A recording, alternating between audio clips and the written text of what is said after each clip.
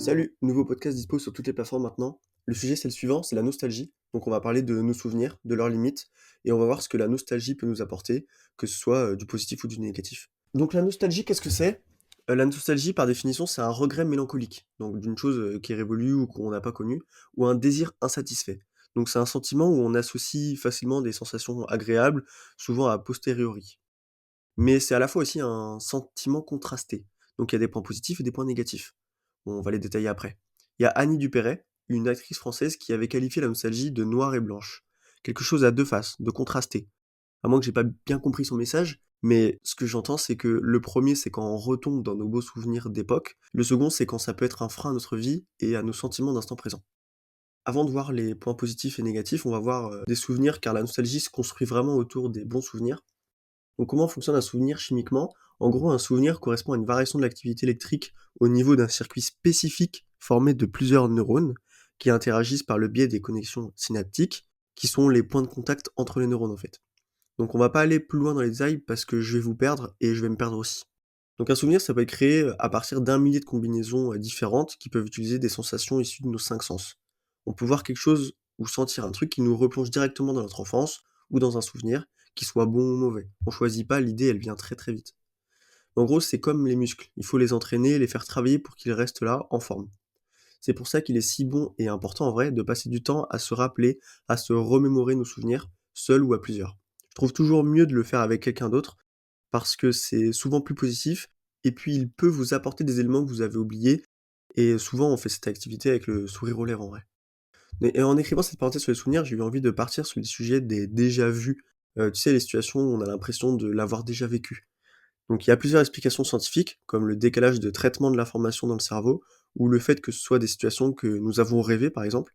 D'autres disent que c'est ton cerveau qui associe la situation actuelle à un souvenir vague ou oublié qui lui ressemble. Du coup, maintenant, je me dis que le plus souvent, c'est ça, qu'on a vraiment vécu une situation qui est à peu près similaire. J'ai aussi l'impression que nos écrans ils diminuent notre capacité à se souvenir.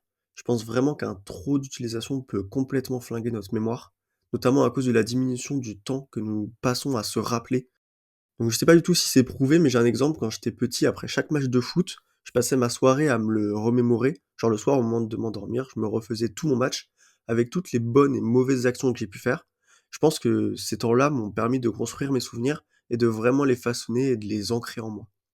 Du coup, aujourd'hui, j'ai encore des souvenirs très précis de certains matchs et d'actions qui m'ont marqué, mais en ce moment, je n'ai plus ces moments-là où je me rappelais de mon quotidien ou de ma semaine, mais le fait d'en parler, je consentis ce besoin qui est pour moi tellement bon, donc je pense que je vais m'y remettre. En vrai de vrai, je crois que c'était l'un de mes moments préférés en plus de la semaine, notamment les week-ends où j'ai été content et fier de mon match, tu vois. Donc pour conclure, je pense qu'il faut lâcher le tel avant de dormir déjà, et essayer de se rappeler des bons moments que nous vivons. Je pense que prendre ce temps-là nous permet aussi d'être plus reconnaissants envers ceux qui nous entourent et de se sentir mieux d'un point de vue général. Donc maintenant, on va fermer cette parenthèse-là et on va parler des côtés sombres de la nostalgie. Donc je commence par les points négatifs car pour moi c'est quand même davantage positif et vaut mieux finir sur une bonne note. Premièrement, la nostalgie ça peut être un poison. Elle peut nous empêcher d'avancer, elle peut kill notre motivation et de vivre le moment présent par exemple. Je pense vraiment qu'une personne qui est trop nostalgique ou qui pense trop à une époque passée, ça peut être plus difficile pour elle de profiter d'aujourd'hui, de l'instant présent, parce qu'en fait sa tête elle est ailleurs, elle est dans le passé. Je pense aussi qu'il faut éviter de se morfondre dans une époque qui est révolue. De toute façon, elle est passée, donc qu'on soit joyeusement nostalgique ou profondément triste, la période elle va pas revenir. Donc autant être joyeusement nostalgique. Puis si on se dit que c'était toujours mieux avant, il y a une chose qui est sûre, c'est que ce sera jamais mieux après. Il y a aussi moyen qu'on soit biaisé, genre on idéalise les époques révolues car on se souvient davantage des bons moments que les mauvais quand on est nostalgique, je pense. Donc autant garder notre optimisme. Donc pour moi, la nostalgie, ça reste positif, mais si la personne, elle est trop nostalgique, alors cet excès peut avoir des répercussions négatives sur son quotidien ou sa manière de voir le monde, que ce soit le monde d'aujourd'hui ou de demain.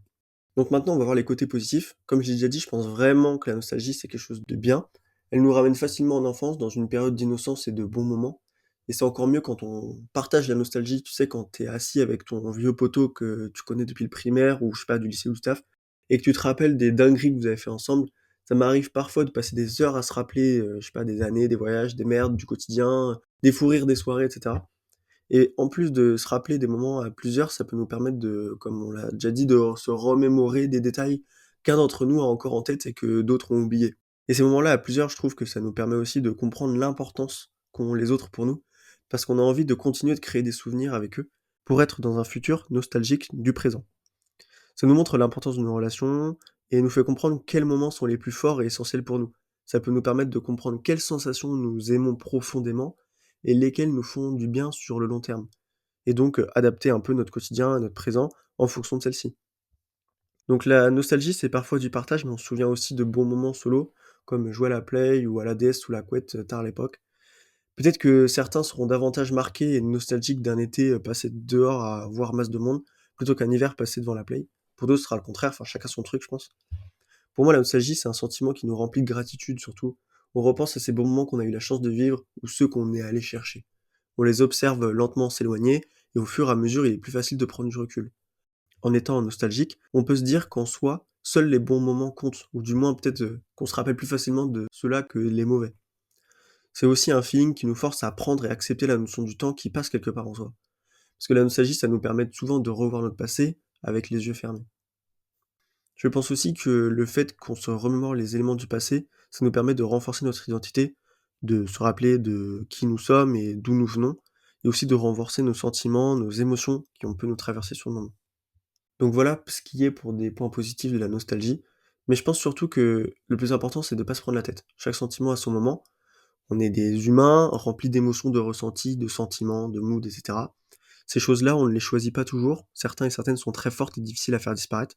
Je pense que le plus facile, c'est pas de se battre contre soi-même afin d'essayer de cacher ou de fuir nos ressentis. Je pense que le plus facile est au contraire de comprendre pourquoi nous avons ces sentiments et de les accepter. Faire avec, et si possible avec un sourire. Par exemple, si vous êtes souvent nostalgique d'une période passée, au point de ressentir une émotion triste chaque soir, alors il vaut mieux que cette tristesse soit accompagnée d'un léger sourire, si c'est possible, plutôt qu'elle vous mette dans un mood encore moins facile à gérer. Par exemple, si vous vous mettez la pression pour un projet, des fois il vaut mieux faire une pause d'un jour qui va vous permettre de repartir de plus belle, plutôt que de se forcer et de se morfondre pendant 5 jours, être H24 dans la douleur en n'étant pas productif car hanté par vos ressentis. Des fois, le mieux, c'est d'accepter le sentiment et attendre doucement qu'il se dissipe. Parce que si vous vous focussez trop dessus, alors je pense que ça vous demandera encore plus de temps et d'énergie à le faire disparaître. Donc voilà, pour conclure, je pense que le mieux, mais je sais pas si c'est plus facile, est d'être un bon nostalgique. Donc être nostalgique de temps en temps et être nostalgique avec le sourire. Albert Camus disait dans le mythe de Sisyphe que la pensée d'un homme est avant tout sa nostalgie. C'est très totalitaire, mais pour moi, il faut savoir en faire un bon usage. Il est bon de retourner dans ses souvenirs du passé, mais il faut pas en excéder. Il faut l'utiliser comme source d'inspiration afin d'apprécier le passé tout en se concentrant davantage sur le présent. Donc voilà, je pense que chacun s'approprie et voit la nostalgie d'un œil différent, mais en tout cas, moi je voulais vous montrer le mien. Donc c'est tout pour moi, profitez bien de votre journée, n'oubliez pas de vous abonner et à bientôt. Zbla